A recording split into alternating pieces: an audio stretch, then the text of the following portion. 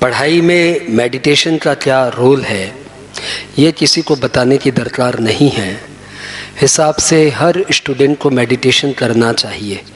Meditation से दिमाग sharp होता है। जितना आप अच्छा मेडिटेशन करते हो उतना आपका दिमाग शार्पर होते जाता है। सिंस स्टूडेंट्स को ऐसा लगता है कि मेडिटेशन करने के लिए उनके पास टाइम नहीं है या मेडिटेशन कैसे करें उनका कॉन्सेप्ट क्लियर नहीं है, इसलिए हम लोग टेक्स्ट चैप्टर को मेडिटेशन फॉर्मेट में कन्वर्ट कर रहे हैं। करना आपको बस इतना ही है कि आप आराम से एक अच्छी सी पोजीशन पे बैठ जाइए। बस इतना ध्यान रखिए कि आपकी कमर सीधी रहे, आँख बंद और चेहरे पे एक स्लाइट सी स्माइल, ताकि आप किसी टेंशन में नहीं हो, ये ज़रूरी है। स्टार्ट करते हैं। चैप्टर का नाम है salary. Salary means any payment by employer to employee for services. Employer employee relationship is must. Employer is the person who is having the power to control and supervise employee. Payer and payee में कई तरह के relations हो सकते हैं। May be consignor consignee, may be principal agent and may be employer employee. तो कौन से पेयर पेई एम्प्लॉयर एम्प्लॉई है ये जानने के लिए बेस्ट तरीका है कि आप ये चेक करिए कि क्या पेयर के पास पेई को day to day time to time control करने का, सुपरवाइज करने का पावर है, और यदि है तो फिर उसको एम्प्लॉयर बोलिए और पेई को एम्प्लॉई बोलिए। सैलरी के कुछ कॉमन पॉइंट्स हैं जो आपको दिमाग में रखने चाहिए। पहला, इनकम टैक्स में सैलरी और वेजेस में कोई डिफरेंस नहीं है। ओवर टाइम पेमेंट को भी सैलरी बोलेंगे। Voluntary surrender of salary to the central government fund is non taxable, otherwise voluntary surrender of salary is taxable. Voluntary services लिए कोई भी अमाउंट टैक्सेबल नहीं होगा। कॉन्ट्रैक्ट ऑफ सर्विस होना चाहिए, ना कि contract for service. Contract of service means a contract where payer is empowered to supervise and control the payee, whereas contract for service means a contract for hiring a service where the payer is not empowered to supervise and direct payee.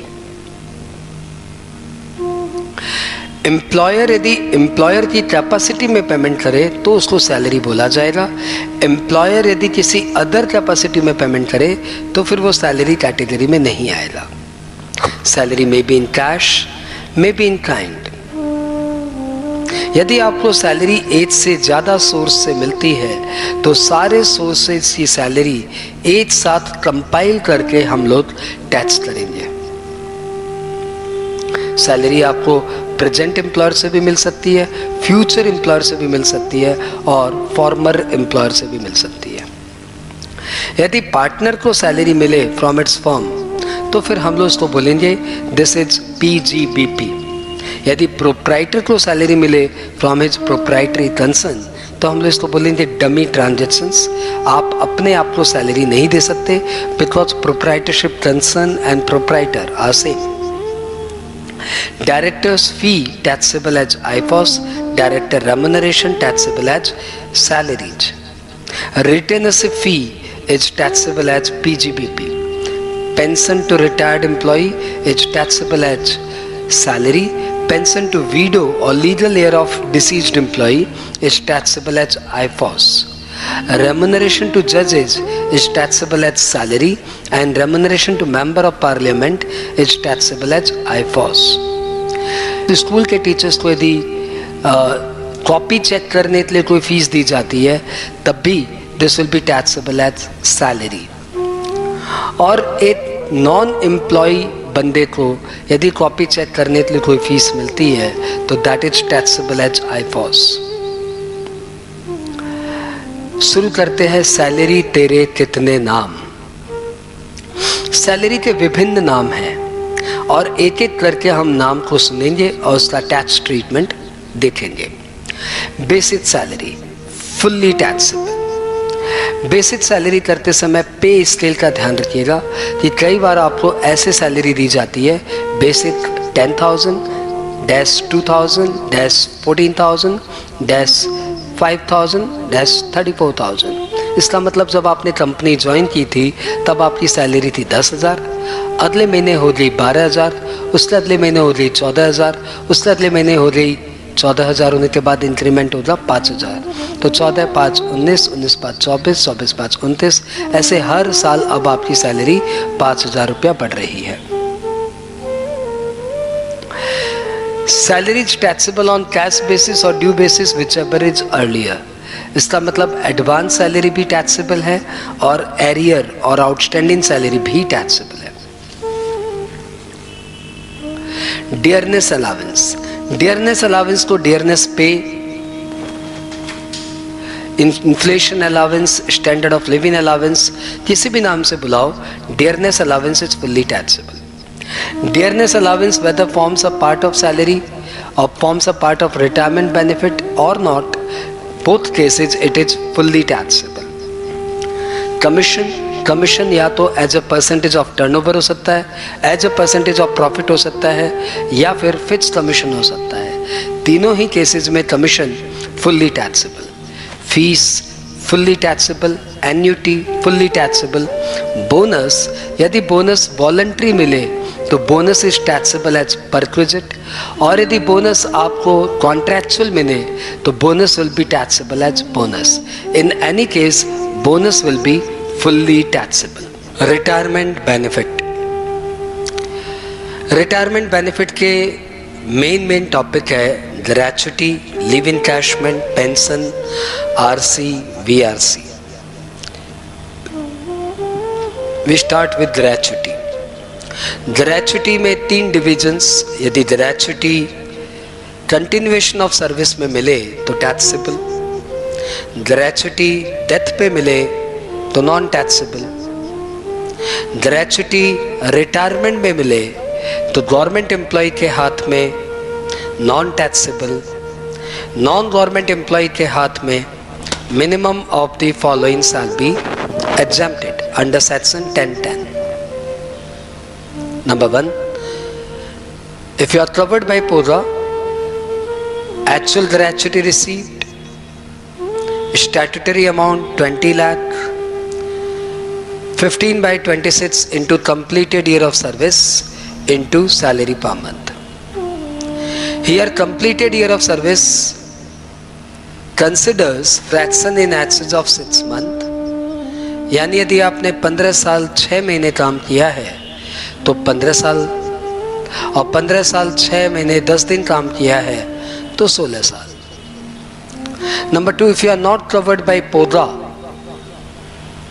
then minimum of the following shall be exempted: actual gratuity, statutory amount 20 lakh, this is your lifetime quota, यानी आपने पहले कभी इस section में deductions लिया था तो वो अमाउंट आपके स्टैट्यूटरी अमाउंट से माइनस हो जाएगा. Half into completed year of service into average salary. यहाँ पे कंप्लीटेड ईयर ऑफ सर्विस निकालते समय कोई भी फ्रैक्शन इग्नोर करेंगे, और यहाँ पे सैलरी मतलब basic, DA forming a part of retirement benefit plus commission as a fixed percentage of turnover being last 10 months average preceding the month of retirement. Whereas salary for employee covered by PODA means basic plus DA at the time of retirement. यदि आप covered by PODA है तो seasonal establishment employ के case में 15/26 की जगह 7/26 लगेगा, और यदि आप कवर्ड बाय PODA है तो डेली रेटेड एम्प्लॉय के केस में लास्ट ड्रॉन सैलरी की जगह लास्ट 3 मंथ्स एवरेज सैलरी लगेगी excluding over time. Next topic leave encashment. इसको हम लोग 3 पार्ट में डिवाइड करते हैं. Leave encashment in Continuation of service is fully taxable. Leave encashment after death is non-taxable. Leave encashment on retirement benefit as a retirement to government employee, non-taxable. To non-government employee, minimum of the following is exempted under section 10(10)AA. Actual leave encashment, statutory amount 3 lakh, this is a lifetime quota. आपने पहले कभी 10(10)AA का deductions ले लिया तो वो आपके statutory amount 3 lakh में से माइनस हो जाएगा. 10 month into average salary and 1 month maximum for each completed year of service minus leave availed into average salary. यहाँ पे completed year of service निकालते समय कोई भी fraction of year इग्नोर करिए. एवरेज सैलरी मतलब यहाँ पे basic plus DA forming a part of retirement benefit plus commission as a fix percentage of turnover being last 10 months average preceding the retirement. Pension 10(10)A. Uncommuted pension is fully taxable in hands of all employee including government employee. Commuted pension in hands of government employee totally exempted. In hands of non-government employee, if the employee is receiving gratuity, then 1/3 of total pension is exempted, and if employee is not receiving gratuity, then half of total pension is exempted. To be noted, इससे कोई फर्क नहीं पड़ता कि अपना employee covered by gratuity act है कि not covered by gratuity act है. फर्क इससे पड़ता है कि क्या उसको ग्रेच्युटी मिल रही है या नहीं मिल रही है. ग्रेच्युटी मिल रही है तो 1/3 एग्जेम्प्ट करना, और ग्रेच्युटी नहीं मिल रही है तो हाफ एग्जेम्प्ट करना.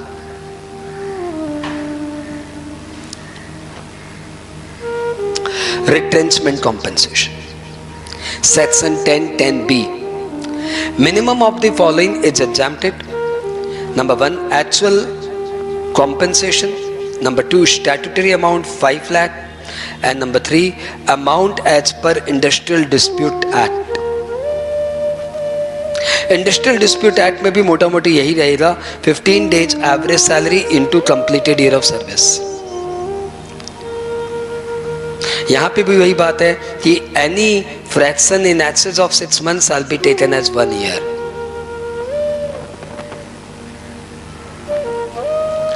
We move to next topic, VRC. Voluntary retirement compensation is exempted under section 10(10)C to the minimum of following: actual compensation of 5 lakh whichever is lower. परंतु 10(10)C का deductions मिलेगा कि नहीं मिलेगा, इसके लिए आपको 2 कंडीशन सेटिस्फाई करनी पड़ेगी, एंड दोनों की दोनों सेटिस्फाई करनी पड़ेगी. पहला, आपका employer must be specified employer, यानी एम्प्लॉयर जो होगा ना वो इंडिविजुअल HUF पार्टनरशिप फर्म नहीं हो सकता. वो कंपनी हो सकता है, कोऑपरेटिव सोसाइटी हो सकती है, गवर्नमेंट हो सकती है, परंतु इंडिविजुअल HUF या पार्टनरशिप फर्म या AOP और BOI नहीं हो सकता. और जो रूल 2BA में गाइडलाइंस दी हुई है for VRC, that must be satisfied. Rule 2BA की गाइडलाइंस में 5 पॉइंट है. Number 1, object of the scheme is to reduce number of employees. Vacancy cause due to such scheme is not to be filled up. The retired employee as per the scheme must not be employed in any other concern or company falling under the same management. The scheme must be applicable to all employees who has either completed 40 years of age or 10 years of service. The compensation, ये last वाला point सबसे important है, compensation must not exceed remaining tenure salary or 3-month average salary for each completed year of service. यहाँ पे salary मतलब basic, DA forming the part of retirement benefit plus fix percentage of turnover last drawn. एक बात ध्यान रखिएगा कि या तो आपको 10(10)C का डिडक्शंस मिलेगा या 89(1) की रिलीफ मिलेगी, दोनों एक साथ नहीं मिल सकते. We move to next topic, profit in lieu of salary. Following receipts shall be taxable as profit in lieu of salary. The amount of any compensation due to or received by an assessee from his employer or former employer in connection with the termination of his employment or the modification of the terms of conditions of the employment. Any payment due to or received by an assessee from an employer or a former employer will be termed as profit in lieu of salary except gratuity, commuted pension, retrenchment compensation, statutory provident fund वाला amount, RPF वाला amount, approve superannuation fund वाला amount and HRA का amount. Next, any payment from unrecognised provident fund, जो भी आपको lump sum मिलता है उसको profit in lieu of salary बोलेंगे. टीम एंड इंश्योरेंस पॉलिसी से जो आपको लमसम मिलता है उससे हम profit in lieu of salary बोलेंगे. And last, any amount due to और received whether in lump sum or otherwise by an assessee from any person before joining the employment or after cessation of employment. इन सबको हम लोग बोलेंगे profit in lieu of salary. की man insurance policy का पैसा, URF पैसा, URPF का पैसा, लम सम यदि आपको कोई अमाउंट मिल जाए, gratuity, PF, gratuity, RPF, SPF, SAF, इन सबको छोड़ के, या कोई भी तरह का कॉम्पेंसेशन मिल जाए फॉर टर्मिनेशन और modification of terms of employment. Salary in lieu of notice period यदि मिले तो that is fully taxable. We move to next topic, allowances. Allowances में डियरनेस अलावेंस हम लोग पहले ही कर चुके हैं. हाउस रेंट अलावेंस यदि आपको मिले तो minimum of the following shall B exempted under section 10(13)(a). Number 1, actual HRA 40% or 50% of salary or rent paid over 10% of salary. 40% in case of non-metro city, 50% in case of metro city. And salary यहाँ पे मतलब है basic DA forming the part of retirement benefit plus commission as a percentage of turnover. जब जब HRA मिला तब तब का सैलरी लेना है. यदि एज से ज़्यादा एम्प्लॉयर आपको सैलरी देते हैं तो दोनों सैलरी को कंपाइल करके आप HRA का कैलकुलेशन करना. यदि आप रहते हो हावड़ा में और काम करते हो कोलकाता में, मतलब रहते हो नॉन मेट्रो में और काम करते हो मेट्रो में, तो फिर जहां आप रहते हो that city is significant for determination of 40 और 50%. यानी हावड़ा में रह के कलकत्ता में काम करते हो तो 40% ही कंसिडर किया जाएगा. रेंट आप किसी को भी दे सकते हो, आप अपने पापा को भी रेंट देते हो तो आपको एचआरए का डिडक्शंस मिल जाएगा. एचआरए के बाद entertainment allowance, this is fully taxable. इसका सेक्शन 16 में जाके एक डिडक्शंस है, वो भी सिर्फ गवर्नमेंट एम्प्लॉय को. यानी नॉन गवर्नमेंट एम्प्लॉय के हाथ में entertainment allowance is fully taxable. Even government employee के हाथ में भी एक बार तो फुल्ली टैक्सेबल, नीचे सेक्शन 16 में जाके ग्रॉस टैक्सेबल सैलरी के बाद में जाके आपको डिडक्शंस मिलता है being minimum of the 3. Actual entertainment allowance 20% of basic salary of 5,000 per annum. Allowances under section 10(14)(1). 10(14)(1) में 6 अलावेंसेज है और इन 6 अलावेंसेज का ट्रीटमेंट एक जैसा है कि जितना इन अलावेंस के पर्पज लिए आपने खर्च किया है उतना आपको एग्जम्प्ट हो जाएगा. मतलब deduction shall be based on expenditure incurred for this purposes. ये 6 अलावेंसेज के नाम है: travel allowance, daily allowance, conveyance allowance, helper allowance, professional development allowance and uniform allowance. इन सब के लिए आपने जितना खर्चा किया उतना एग्जम्प्टेड. 10(14)(2) में जो अलावेंसेस के नाम दिए हुए हैं उसमें आपने कितना खर्च किया उससे कोई फर्क नहीं पड़ता. रूल 2BB में इसके कुछ अमाउंट के एग्जम्पशंस दिए हुए हैं, बस उतना ही आपको एग्जम्पशंस मिलेगा. This is irrespective of your actual expenditure. जितना लॉ में फिक्स अमाउंट बोला हुआ है रूल 2BB में उतना आपको डिडक्शंस मिल जाएगा. जैसे चिल्ड्रन एजुकेशन अलावेंस में आपको डिडक्शंस मिलेगा 100 per month per child to the maximum of 2 children. Children hostel allowance में आपको डिडक्शंस मिलेगा 300 per month per child to the maximum of 2 children. यहाँ पे child includes adopted child and step child but does not include illegitimate child or grandchild। आपके बच्चे की पढ़ाई पे कितना खर्च हो रहा है ये इनसिग्निफिकेंट है। हो सकता है आपका बच्चा अभी सिर्फ 1 साल का है, स्कूल या हॉस्टल जाने का है ही नहीं, तो इससे कोई मतलब ही नहीं है। डिडक्शंस फिक्स है 100 रुपए per month per child to the maximum of 2 and 300 per month per child to the maximum of 2। Truck driver allowance, इसको आप एयर होस्टेस अलावेंस भी बोल सकते हो। Minimum of the following is exempted, 70% of the allowance और 10,000 per month whichever ever is lower.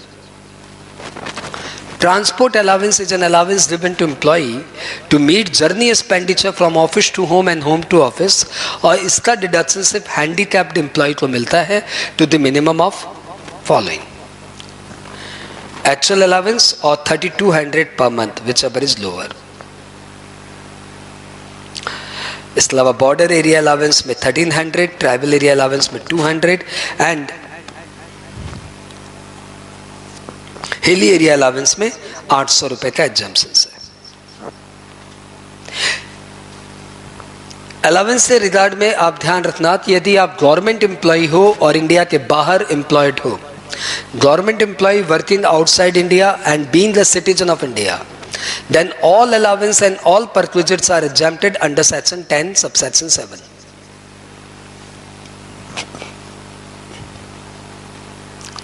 Allowance में 2 fundamental ध्यान रखिएगा कि अलावेंसेस में नाम से कोई मतलब नहीं है, पर्पज से मतलब है। नाम क्या देखते हो, पर्पज में उतर के देखो ना। तो हाउस रेंट अलावेंस को चाहे होम रेंट अलावेंस बोलो, चाहे फ्लैट रेंट अलावेंस बोलो या एकोमोडेशन रेंट अलावेंस बोलो, सब एक ही बात है। डियरनेस अलावेंस को डियरनेस अलावेंस बोलो या डेली या डियरनेस पे बोलो या स्टैंडर्ड ऑफ लिविंग अलावेंस बोलो या इन्फ्लेशन अलावेंस बोलो, सब एक ही है।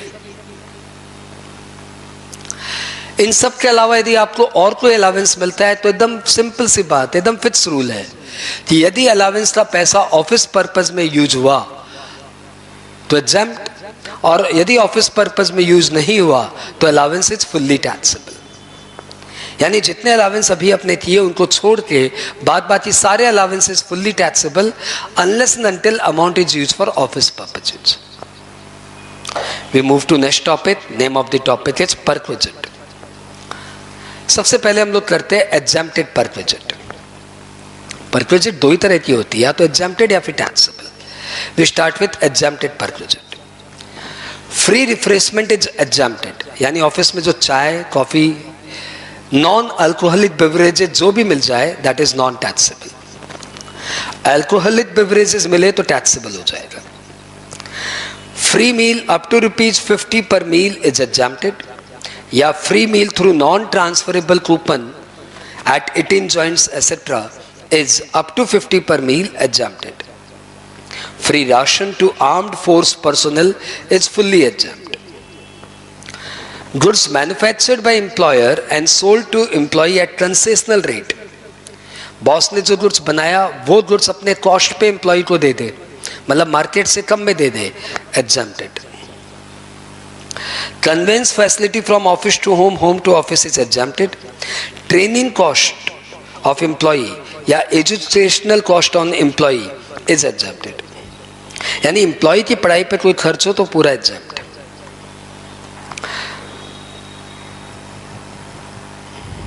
Medical insurance premium paid by employer is exempted but life insurance premium paid by employer is taxable. Telephone facility is exempted. Education facility up to 1000 per month per child is exempted. इस regard में ध्यान रखिएगा कि डीपीएसए के study में ये आया था कि education facility 1000 per month per child तक हो तो एग्जेम्प्टेड, और 1000 से ज्यादा होते ही फुल्ली टैक्सेबल। यानी चिल्ड्रन को एजुकेशन फैसिलिटी दी जा रही है 1100 पर मंथ तो फुल्ली टैक्सेबल, और 900 पर मंथ तो पूरा एग्जेम्प्टेड। चिल्ड्रन एजुकेशन अलाउंस में रिस्ट्रिक्शंस था, 2 चिल्ड्रन तक ही एग्जम्पशन मिलेगा, लेकिन चिल्ड्रन एजुकेशन फैसिलिटी में ऐसा कोई रिस्ट्रिक्शंस नहीं है। हेल्थ क्लब फैसिलिटी और sports club facility is exempted. Use of computer और laptop whether for office use or personal use, both are exempted. Rent-free accommodation to High Court or Supreme Court judges is exempted, and rent-free accommodation to official of Parliament is exempted. Taxable perquisite में आते हैं। सबसे पहले हम लोग करते हैं RFA। RFA यदि हाई कोर्ट या सुप्रीम कोर्ट के जजेस को मिला तो एग्जैम्प्टेड, RFA यदि ऑफिशियल ऑफ पार्लियामेंट को मिला तो एग्जैम्प्टेड, परंतु RFA किसी गवर्नमेंट एम्प्लॉय को मिला, इनको छोड़ के किसी गवर्नमेंट एम्प्लॉय को मिला तो license fee will be taxable. RFA यदि किसी नॉन गवर्नमेंट एम्प्लॉय को मिला तो डिपेंड्स कौन सी सिटी में मिला और RFA किसके द्वारा ओन्ड है। If RFA is not owned by employer तो नियम बहुत सिंपल है। RFA एम्प्लॉयर ने दिया लेकिन भाड़े पे लेके दिया, तो नियम बहुत सिंपल है। 15% ऑफ सैलरी और rent paid by employer which ever is lower shall be taxable. लेकिन यदि RFA is owned by employer then it depends upon the population of the city जिसमें आपको घर दिया गया है। यदि सिटी की पॉपुलेशन 10 लाख तक है तो 7.5% of salary is taxable. City की पॉपुलेशन 10 लाख से ज़्यादा 25 लाख तक है तो 10% ऑफ सैलरी इज टैक्सेबल। यदि सिटी की पॉपुलेशन 25 लाख से ज़्यादा है तो 15% of salary is taxable. Salary here means basic, DA forming the part of retirement benefit plus all taxable monetary payment excluding perquisite and PF। तो PF एंड परक्विजिट को छोड़ के जितने भी टैक्सेबल मॉनेटरी पेमेंट है सब सैलरी के counting में आएगा। जब जब RFA मिला तब तब की सैलरी लेना है। फेयर रेंट या म्युनिसिपल वैल्यू से कोई मतलब नहीं है।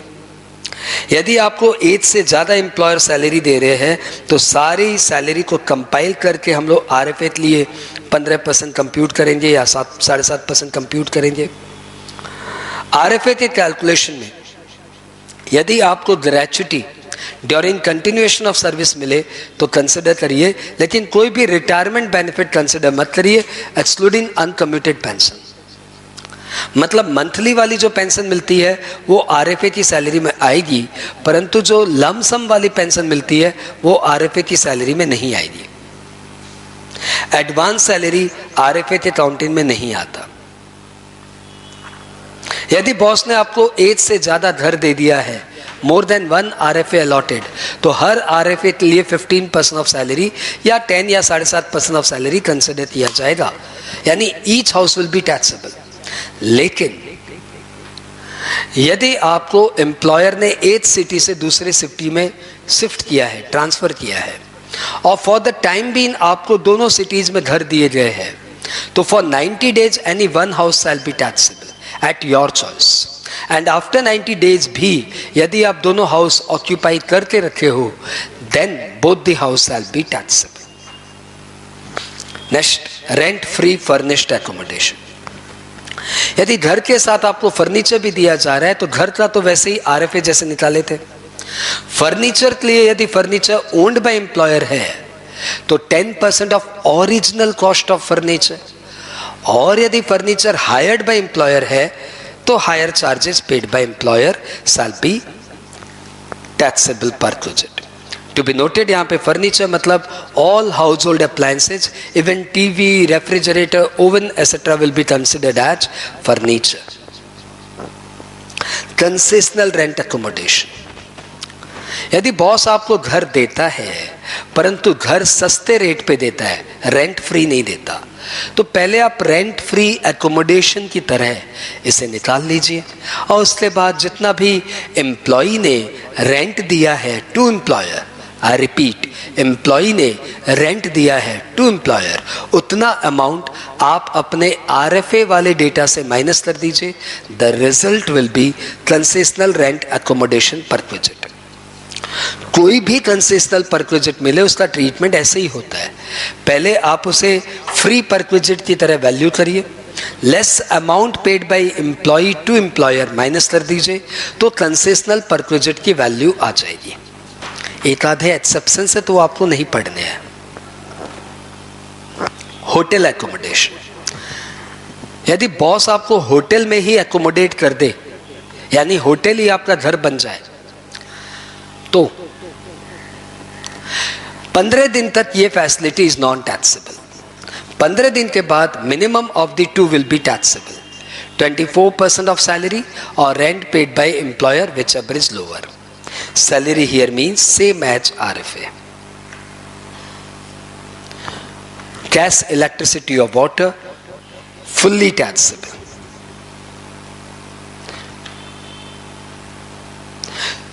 Free servant facility fully taxable.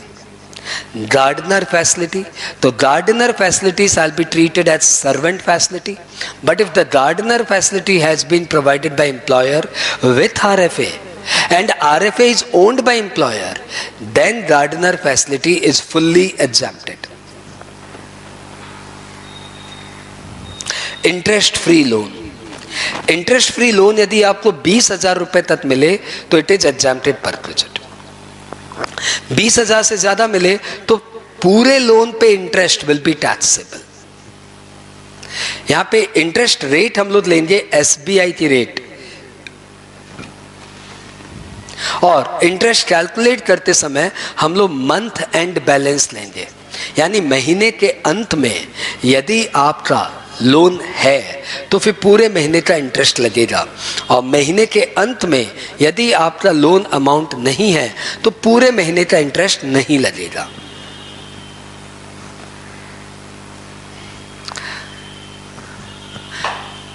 यदि किसी डिजीज के लिए आपको लोन मिला है, स्पेसिफाइड डिजीज लिए आपने एम्प्लॉयर से लोन लिया है, तो that loan is non taxable. लेकिन उस डिजीज के लिए यदि आपको इंश्योरेंस क्लेम मिल गया तो इंश्योरेंस क्लेम तक का लोन अमाउंट पे इंटरेस्ट विल बी टैक्सेबल, यानी loan amount up to the insurance claim amount will be subject to interest perquisite.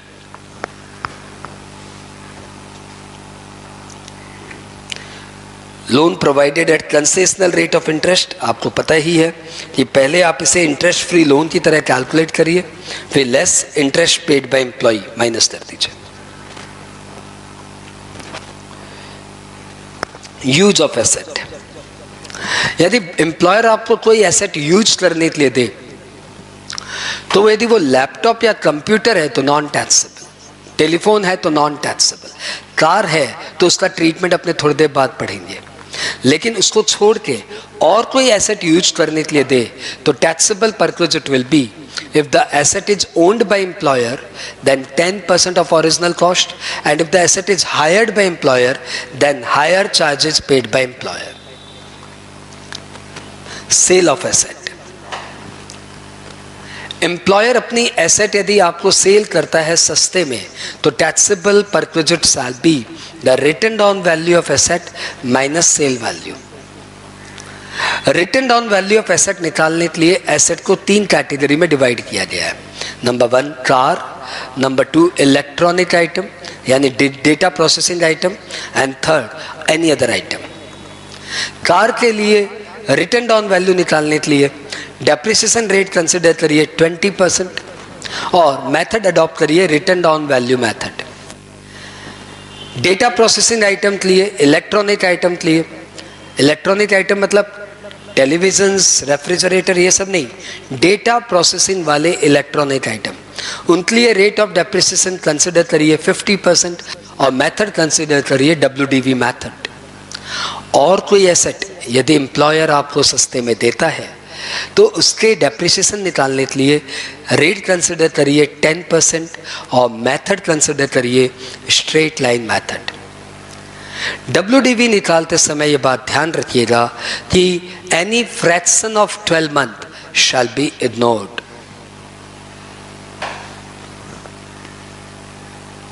Medical facility, medical facility 2 part में डिवाइडेड है, इन इंडिया, आउटसाइड इंडिया।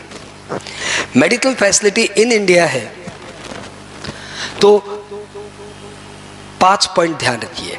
पहला, medical facility in office non taxable, medical facility in a premises in a hospital owned by employer non taxable, medical facility in a government hospital भाई पूछो ही मत, medical facility in government hospital non taxable, medical insurance premium paid by employer non taxable, और medical facility कोई specified disease ले मिले तो non taxable. Specified disease non taxable, medical insurance premium non taxable, government hospital non taxable, boss का hospital non taxable, office में छोटी मोटी medical facility non taxable. Medical facility outside India मिले तो इसको 3 भाग में डिवाइड करो, travel facility, stay facility, treatment facility. Stay facility and treatment facility is exempted. Stay facility exempted है 8 पेशेंट के साथ 8 केयर टेकर पे जितना भी खर्च हुआ up to RBI limit exempted, और ट्रीटमेंट फैसिलिटी जितना भी हुआ पेशेंट के ऊपर up to RBI limit exempted. परंतु travel facility is exempted only if employee की ग्रॉस टोटल इनकम, सब मिला के इनकम 2 लाख रुपए तक हो सालाना। यदि 2 लाख रुपया सालाना जिनकी जीटीआई है एक्सक्लूडिंग दिस फैसिलिटी, तो उन लोगों के हाथ में ट्रैवल फैसिलिटी एग्जैम्प्ट होगा 8 पेशेंट के साथ 8 केयर टेकर का। यहां पे ट्रीटमेंट आपका भी हो सकता है, यानी एम्प्लॉय का भी हो सकता है और रिलेटिव का भी हो सकता है। रिलेटिव मतलब spouse, children, dependent parents, dependent brother sister. Car facility, car facility depends कि कार ओन्ड बाय एम्प्लॉयर है कि हायर्ड बाय एम्प्लॉयर है, कार में मेंटेनेंस कौन दे रहा है, एंड कार किस पर्पज में यूज हो रही है। Suppose car is owned by employer, maintained by employer, then if it is used for office non taxable, used for personal, then maintenance का पूरा अमाउंट और 10% ऑफ ओरिजिनल कॉस्ट इतना taxable होगा। And if it is use for both purposes, that car की capacity यदि 16 horse power से ज़्यादा है तो 2400 रुपये per month is taxable, 16 horse power तक है तो 1800 per month will be taxable. Car is owned by employer but maintained by employee, office purpose में यूज हो तो नॉन टैक्सेबल, पर्सनल पर्पज में यूज हो तो 10% of the original cost of car is taxable, use for both purposes हो तो 16 horse power से ज़्यादा की कार है तो 900 रुपये per month is taxable, otherwise 600 रुपये per month is taxable. Car is owned by employee, maintained by employer, office purpose में यूज हो तो नॉन टैक्सेबल, पर्सनल पर्पज में यूज हो तो जितना मेंटेनेंस बॉस ने दिया टैक्सेबल, और यदि बोथ पर्पज में यूज हो तो जितना बॉस ने मेंटेनेंस दिया माइनस 2400 रुपये या 1800 रुपये per month depending upon the capacity of car is taxable. 16 horse power से ज़्यादा है तो 2400 पर मंथ, 16 हॉर्स पावर तक है तो 1800 पर मंथ। लेकिन यदि आप कार की लॉगबुक मेंटेन करते हो और एम्प्लॉयर ने आपको सर्टिफिकेट दे दिया कि इतना परसेंटेज ऑफिस में यूज हुआ है, तो फिर जितना परसेंटेज ऑफिस में यूज हुआ है उतना percentage maintenance will be एग्जैम्प्टेड।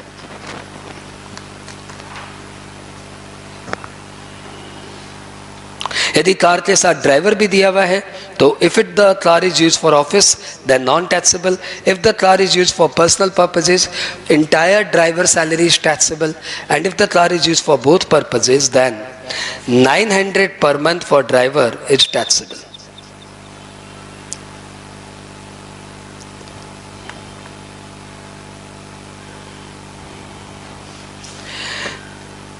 Next, refreshment, free meal, ये सब जितना मैंने पहले बोला था उतना ही काम का है। क्रेडिट कार्ड फैसिलिटी, यदि क्रेडिट कार्ड बॉस ने आपको दिलाया है तो जितना भी उसका बैंक चार्जेस लगा है दैट विल बी टैक्सेबल पर क्रेडिट, और यदि क्रेडिट कार्ड से आपने कुछ परचेज किया है और बॉस ने उसको रिम्बर्स किया है तो डेफिनेटली जितना बॉस ने रिम्बर्स किया उतना टैक्सेबल। हॉलीडे होम फैसिलिटी, यदि एम्प्लॉयर आपको हॉलीडे होम फैसिलिटी देता है तो notional market value of such facility shell be taxable. Gift, gift यदि एम्प्लॉयर आपको दे तो गिफ्ट इन कैश है तो फुल्ली टैक्सेबल, और गिफ्ट इन काइंड है तो जितना भी आपको गिफ्ट इन काइंड मिला एग्रीगेट कर लीजिए, उसमें से 5,000 का छूट दीजिए, the rest will be taxable.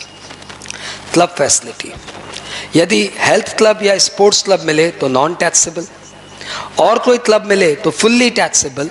लेकिन यदि क्लब की मेंबरशिप कॉरपोरेट मेंबरशिप है, इंस्टीट्यूशनल मेंबरशिप है, तो ध्यान रखिएगा entrance fee is non taxable, only the annual subscription will be taxable. ESOP, boss ने यदि आपको ESOP के शेयर दिए हैं या स्वेट इक्विटी शेयर दिए हैं तो that will be taxable. Taxable perquisite will be, जिस दिन आपको शेयर्स अलॉट हुए, यानी it shall be taxable in the previous year in which such shares are allotted. और कितना टैक्सेबल होगा?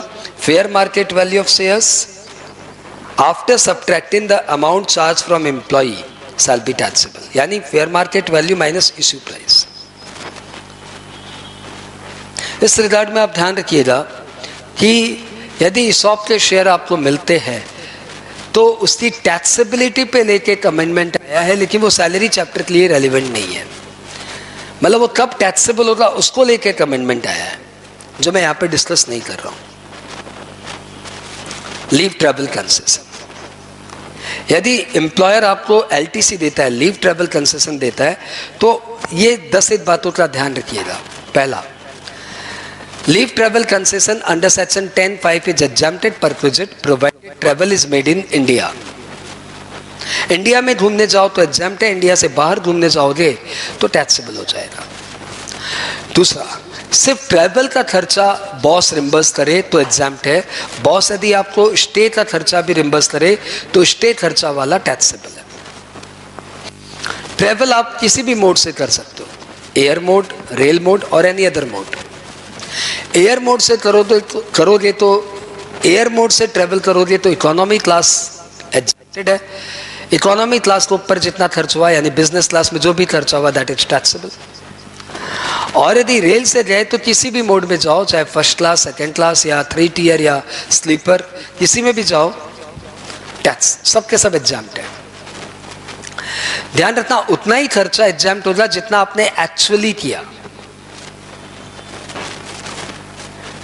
If journey is performed by any other mode, then where the recognized transport system exists, first class or deluxe class fare of such transport is exempt.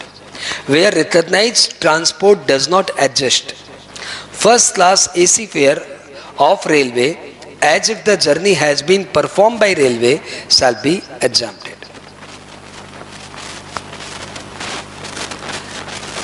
ध्यान रखिएगा जो हम लोग कर रहे हैं वो है leave travel concession. Leave travel allowance is fully tax. यदि आप ट्रैवल मल्टी प्लेस करते हो, मतलब मल्टी ट्रैवल करते हो, तो from the point of origin to the farthest point travel तक का फेयर आपका एग्जम्प्ट होगा। यदि आप ट्रैवल फैमिली के साथ करते हो तो फैमिली मेंबर्स भी एग्जम्प्ट होंगे। यहाँ पे फैमिली मतलब एम्प्लॉय खुद, उसके स्पाउस, उसके चिल्ड्रन, उसके dependent parents and dependent brother sister. Children के ऊपर सितंबर 1998 तक जितने भी टाबरे हो जाए, नो रिस्ट्रिक्शन, बस सितंबर 98 के बाद मैक्सिमम 2 चिल्ड्रन इज एग्जम्प्टेड। और इसमें भी यदि पहला बच्चा जुड़वा हो गया तो second birth is not allowed, और यदि first birth is a single birth और सेकेंड बर्थ मल्टीपल बर्थ है तो दोनों बर्थ में जितने बच्चे हुए सब के सब एग्जम्प्ट हो जाएंगे। यानी यदि आपके बच्चों की एज 16 साल, 16 साल, 9 साल, ऐसे 3 बच्चे आपके 16 साल, 16 साल, 9 साल, तो कोई 2 बच्चों का एग्जम्पशन मिलेगा। और यदि बच्चों की एज है 16 साल, 9 साल, 9 साल, तो फिर तीनों बच्चों का एग्जम्पशन मिलेगा। लीव ट्रैवल कंसेशन का एग्जम्पशन 4 साल के कैलेंडर ईयर के ब्लॉक में 2 साल मिलता है। आपका प्रीसीडिंग ब्लॉक में यदि आपने एक भी जर्नी नहीं किया या एक ही जर्नी किया तो करेंट ब्लॉक में फर्स्ट ईयर में एक एक्स्ट्रा जर्नी अलाउड होगा। डिडक्शंस, चलो पहले प्रोविडेंट फंड करते हैं। Employer contribution to employer contribution to statutory provident fund is non taxable. Interest non taxable. जब ये लम सम मिलेगा तो नॉन टैक्सेबल, और एम्प्लॉय ने जो कॉन्ट्रीब्यूशन किया उसलिए आपको एटीसी का डिडक्शंस मिल जाएगा। That was about statutory provident fund. Now we are talking about recognised provident fund. Recognised provident fund में जो रेगुलरली एम्प्लॉयर कॉन्ट्रीब्यूशन देता है वो एग्जम्प्ट है up to 12% of salary. Salary here means basic, DA forming the part of retirement benefit plus commission as if it's percentage of turnover. Employee जो contribution देता है उसका 80C का deductions मिल जाता है। इंटरेस्ट जो आपको मिल रहा है up to 9.5% per annum interest rate है तो एग्जम्प्टेड है। लम सम मिले और यदि आपने 5 साल की सर्विस कंप्लीट कर ली है तो 5 इयर्स की सर्विस के बाद यदि आप जॉब छोड़ते हो तो दिस इज नॉन टैक्सेबल। 5 साल के पहले भी छोड़ते हो because of ill health, because of incapability to work, because of death, तो non taxable. 5 continuous year of service. 5 continuous year of service का मतलब ये है कि यदि आप एक एम्प्लॉयर को छोड़ के इमीडिएट दूसरे एम्प्लॉयर को ज्वाइन कर लेते हो और पहले वाले एम्प्लॉयर का पीएफ का पैसा दूसरे वाले एम्प्लॉयर के पीएफ के पैसे में डाल देते हो तो फिर ये माना जाएगा this is continuation of service. We move to URPF. URPF में एम्प्लॉयर का जो भी रेगुलर कॉन्ट्रीब्यूशन है that is non taxable. Employee का जो भी रेगुलर कॉन्ट्रीब्यूशन है उसमें एटीसी का डिडक्शंस नहीं मिलेगा और interest non taxable. Lump sum from URPF मिले तो एम्प्लॉयर का contribution will be taxable as salary, employee का contribution is non taxable, interest on employer contribution is taxable as salary and interest on employees contribution is taxable as IFOS. Public provident fund PPF, इसमें employer contribute नहीं करता, employ जो contribute करे या कोई भी बंदा जो कंट्रीब्यूट करे उसके लिए एटीसी का डिडक्शंस मिलता है। इंटरेस्ट पीपीएफ से जो भी मिले नॉन टैक्सेबल और लमसम पीपीएफ से जो भी मिले नॉन टैक्सेबल। सुपरएन्यूएशन फंड में एम्प्लॉयर कंट्रीब्यूशन करे तो 2 लाख के ऊपर जितना भी कंट्रीब्यूशन किया दैट विल बी टैक्सेबल पर प्रोजेक्ट।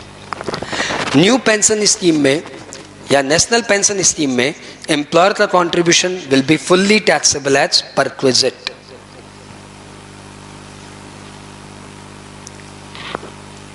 ट्रांसफर्ड बैलेंस, यदि प्रोविडेंट फंड का पैसा यूआरपीएफ से आरपीएफ में ट्रांसफर होता है तो इसको हम लोग बोलते हैं ट्रांसफर्ड बैलेंस। यूआरपीएफ से आरपीएफ में जब ट्रांसफर हुआ तो हम लोग ये बोलेंगे कि जितना टैक्स पहले चार्ज नहीं हुआ था, सिंस यूआरपीएफ में employer contribution is non taxable, RPF में is taxable in excess of 12% of salary, तो यूआरपीएफ के समय नॉन टैक्सेबल था, तो जब यूआरपीएफ से आरपीएफ में ट्रांसफर हुआ तो हम लोग बोलेंगे यदि ये शुरू से आरपीएफ रहा होता तो जितना अमाउंट पहले टैक्स होना चाहिए था entire amount will be taxable in the year of conversion from URPF to RPF.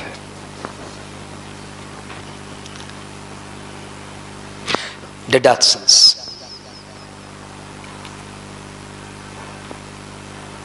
एक छोटा सा अमेंडमेंट है वो भी आप सुन लो, वो वाइटल है आप लिए, कि यदि आपको एम्प्लॉयर ने RPF, superannuation fund, national pension scheme सब में कंट्रीब्यूशन किया है, सबके लिए अलग अलग प्रोविजंस है, लेकिन यदि इन तीनों का मिला के कॉन्ट्रीब्यूशन एम्प्लॉयर का 7.5 लाख रुपए से ज़्यादा हो जाए तो 7.5 लाख रुपए के ऊपर जितना भी होगा ना दैट विल बी टैक्स।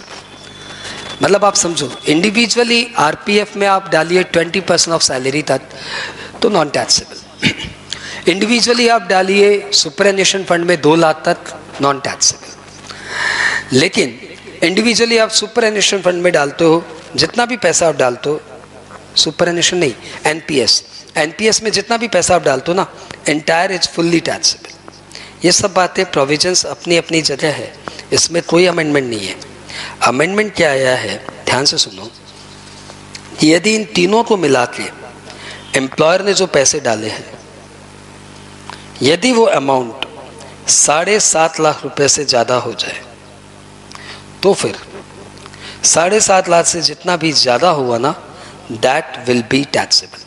मैं सुपरएन्यूएशन फंड 2 लाख बोल रहा हूँ बाई मिस्टेक, ये सुपरएन्यूएशन फंड 1.5 लाख है। हाँ, तो न्यू पेंशन स्कीम में जितना भी पैसा, suppose X amount, superannuation fund में जितना भी पैसा, suppose Y amount, and PF में जितना भी पैसा, suppose Z amount, X plus Y plus Z. यदि ये 7.5 लाख से ऊपर हुआ तो फिर ये मत बोलना कि पीएफ तो 12% ऑफ सैलरी तक एग्जाम्प्टेड है, सुपरएन्यूएशन फंड तो 1.5 लाख तक एग्जाम्प्टेड है। ना, फिर वो 1.5 लाख और 12% ऑफ सैलरी से मतलब नहीं है। यदि ये तीनों मिला के अमाउंट 7.5 लाख से ज़्यादा है तो जितना भी एक्सेस अमाउंट है दैट विल बी टैक्सेबल। और यदि तीनों मिला के अमाउंट 7.5 लाख के अंदर है तो वो बात अपनी जगह सही है कि पीएफ में 12% ऑफ सैलरी तक एग्जाम्प्ट है, एनपीएस फुल्ली टैक्सेबल है, और सुपरएन्यूएशन फंड 1.5 लाख तक एग्जाम्प्ट है, 1.5 लाख तक डिडक्शंस।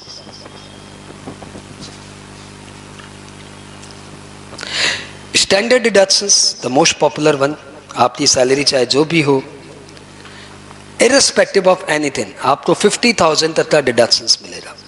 अब आपकी सैलरी ही 30,000 है तो फिर डिडक्शंस 30,000 मिलेगा, वो इरेशनल बातें मत करो। अदरवाइज 50,000 का स्टैंडर्ड डिडक्शंस फिक्स है। एंटरटेनमेंट अलाउंस सेक्शन 16 का मैं पहले ही बता चुका हूँ। गवर्नमेंट एम्प्लॉय को मिलता है minimum of the 3 actual entertainment allowance, 20% of basic salary of 5,000 per annum. Professional tax paid by employer या टैक्स ऑन एम्प्लॉयमेंट पेड, तो टैक्स ऑन एम्प्लॉयमेंट या प्रोफेशनल टैक्स जितना भी पे हुआ उतना सेक्शन 16 में एग्जाम्प्ट होगा। एम्प्लॉयर ने पेमेंट किया है तो ऊपर पहले टैक्सेबल परक्विजिट बोल के ऐड होगा, नीचे डिडक्शन सेक्शन 16 में लेस होगा, और एम्प्लॉय ने पे किया है तो सिर्फ सेक्शन 16 में लेस होगा। आपने ऑलमोस्ट पूरी सैलरी रिवाइंड कर ली, जितना समय लगा उतना आपका अच्छा खासा मेडिटेशन भी हो गया। अब आप आराम से रिलैक्स हो जाइए।